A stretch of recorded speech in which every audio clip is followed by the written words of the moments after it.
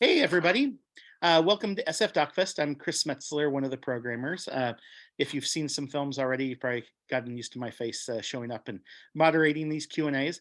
We're excited to kind of return to XF DocFest to, be kind of in this hybrid world where you can kind of see the film at the Roxy or here in the comfort of your own home. We've been showing kind of independent documentaries from around the world for now 2+ decades, and so this year's slate is really wonderful, and it was neat to kind of run across this film and submissions, The Secret Song. We're lucky enough to have some of the filmmaking crew here. We have director Samantha Campbell and producer Rachel Benson here. Welcome, guys. Thank you. Thanks. Um, this was such a just kind of a neat film to kind of run across, and I imagine many people in the audience are going to wonder, like, what was the kind of inspiration for making the film, and how did you know what were kind of some of the kind of what kind of did you envision for the film at the beginning, and how did it kind of evolve over the making of it? Yeah, thank you. It's great. Thanks for putting on this virtual Q&A so we have a chance to speak to folks who want to know more. Well, Rachel and I both had children at the school. And so that's how we initially met the music teaching team and Doug. And when I heard in the May of 2019 that Doug was going to retire after 45 years, I had sort of a panic moment because I thought I was feeling a sense of loss, but I also felt like this guy's career is so epic. Somebody needs to record his final year, all the ceremonies and all the things that go on during the year. I'd never made a film before, so I didn't know anything about doing that. And so I happened to know that Rachel had some filmmaking experience, and the other producer, Todd, who's also the cameraman, one of the main camera people on the project. So I just called them up and said, "Do you want to do this with me?" And really, the inspiration was, when I would go to a music concert at the school or a performance, I was so struck by how every kid did every role, every part. So it wasn't just the actors or the singers or the musicians. You watch one kid and they do the set, and then they would do singing and dancing, and then they would play instruments, then they'd go back and do singing and dancing. And I thought, this is not like anything I've ever seen. So I was very curious about the approach. And also I feel, and you asked, well, how was it different? How did it change from the beginning of the project to the end?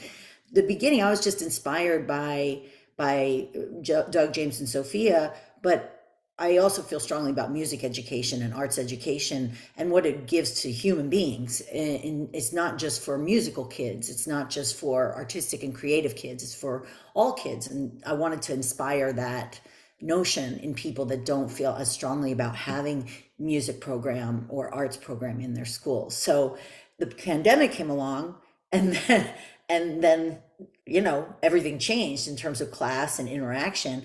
And I felt like after sort of getting over the initial shock and feeling very sad for Doug and his loss in his sort of final year, I felt like, well, I think we have an opportunity actually to show something a little more deep and tangible for people. Everybody went through the pandemic, like everybody in the world. And also everybody, if you don't have a kid, you probably know a kid, or somebody who has a kid. And so there's just a lot of feeling around, because of the pandemic, around education, around in-person learning, around, and music class is just like the place where all of that is the most meaningful. You can do math online, but doing a music class online is Oh, wow, is yeah. pretty tough. And the audience has seen the film now.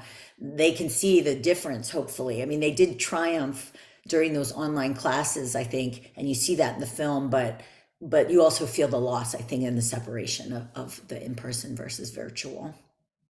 Yeah, it's always interesting, serendipity, whether they be good or bad circumstances, you know, uh, sometimes just, creates a drama that resonates, in that way, or like kind of recognizing what's at stake.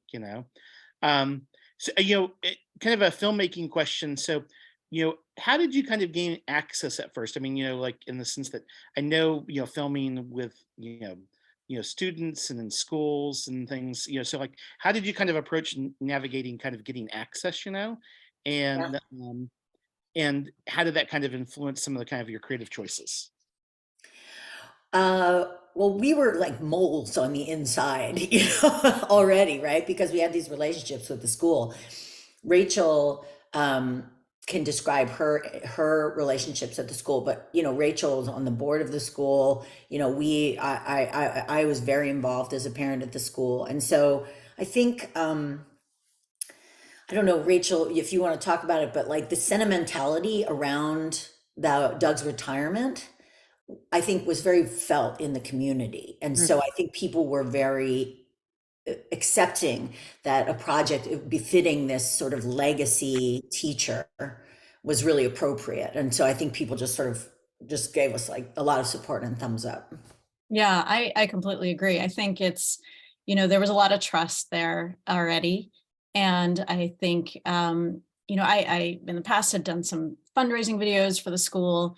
And I think they ultimately knew that, we were there to really shine light on the wonders of what was happening in the music class with those three teachers in particular. And that we would do justice to that in a lot of ways. And what do you think? Doug's kind of very, one of a kind in some ways. But like, what do you think? With people that kind of like consider getting into education and stuff, like, what do you think some of the takeaways are of like, even if they can't be Doug, right? What's the kind of the spirit and approach that he brings? Yeah. That maybe we could all tap into, and if we, for people that are considering being teachers or just even in our own life. I love that question. I just love that question because, Doug is a prolific writer. He writes about education and not just about music education.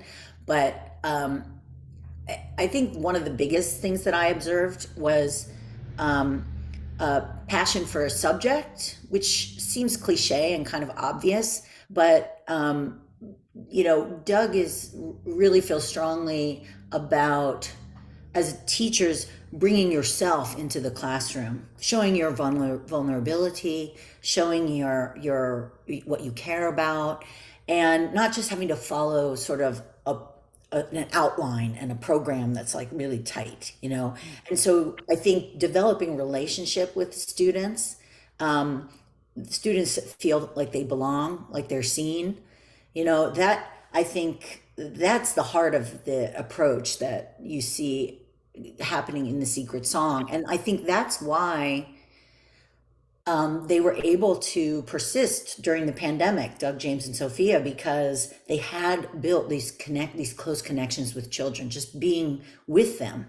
And that takes time, right? And a lot of teachers who are listening to this, or people who might consider being teachers, say, I mean, teachers are hardworking, nonstop individuals, right? They are constantly scraping together resources, and time is one of those huge resources. And one of the things that San Francisco School allowed was for more time with music. And that a lot of teachers don't have that luxury. So you do have a compressed amount of time to teach and also make connection. But I think that not being afraid to bring yourself into the classroom and let your students see you is really sort of what I took away from the experience of getting to know them. Yeah. And I would add to that also just really bringing a sense of play into the material that they were bringing to the kids. So really, really just like honing in on the fact that you can be playful. And of course, music can lends itself to that. But it's not just music. You can bring that sense of play and improvisation into so many different curricular areas, and really getting to know the kids and speaking to them. So cool. Well, and I guess then, the flip, I have as how did you guys get Doug on board? In the sense that like, we get this question sometimes, and I just always chuckle because I'm like, oh, Doug was happy to be a part of the project. He has so much to say, right? He is indelible, kind of just like ball of energy, who wants to share and know and be known. Like, and that's just how he's lived his whole life. He's taught in 50 countries.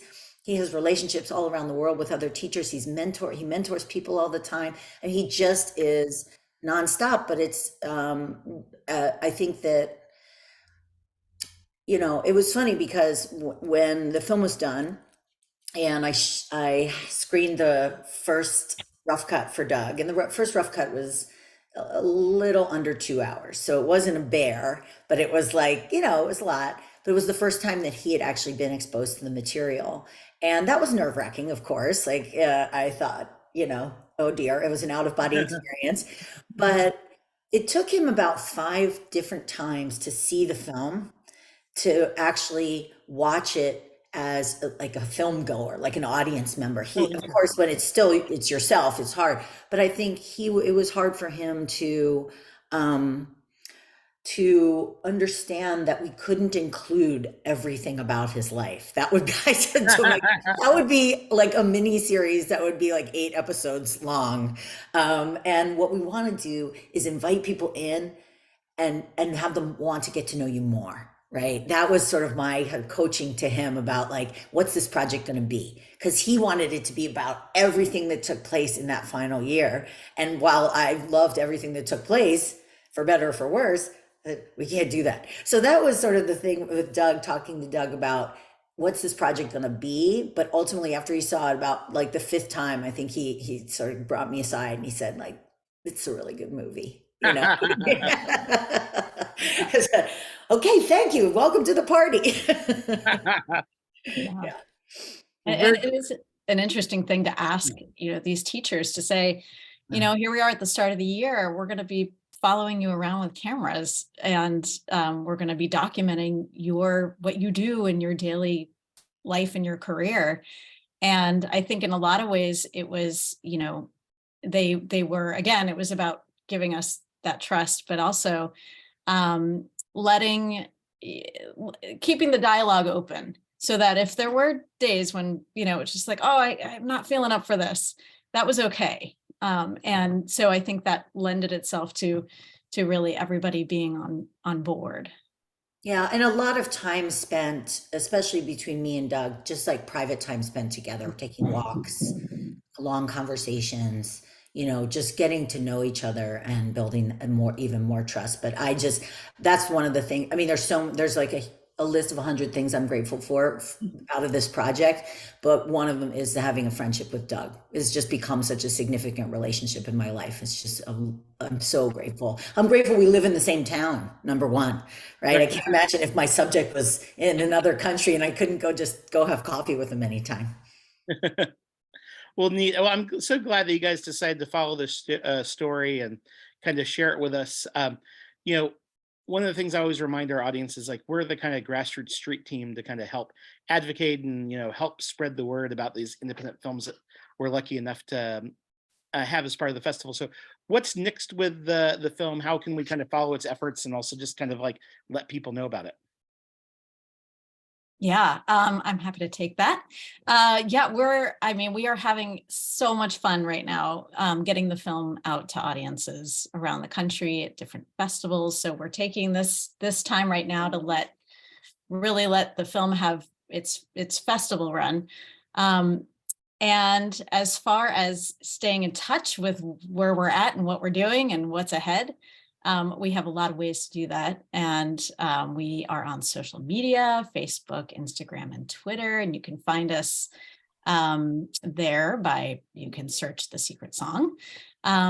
Also, our website, thesecretsongfilm.com, is a really good way to sign up for our newsletter.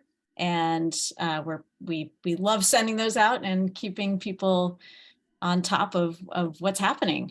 So that's where we're at right now. And we're just loving it. We have also a wish to do screenings in Europe next year. For some of the folks in the ORF community have expressed interest in hosting screenings for us, for music teachers and other musicians and other people interested in education in different places in Europe. So that's something that we're hoping for and planning for. And also, of course, looking for distribution for the film. And that's something that's, thanks to the, publicity around SF Doc Fest, that we're, super excited and sharing that and just kind of rolling with that boulder to try and make something happen so that more people can see the film. That's what we're most interested in. Well, very cool. Well, thanks again, guys. We'll look forward to screening at the Roxy here soon. And of course, just thank you again for being part of DocFest. Thanks, Chris. Thank you thanks so for- much. Yep. Can't wait for the Roxy. And thanks, Doug. Thank you, Doug, for letting us, letting these filmmakers tell your great story. Yeah.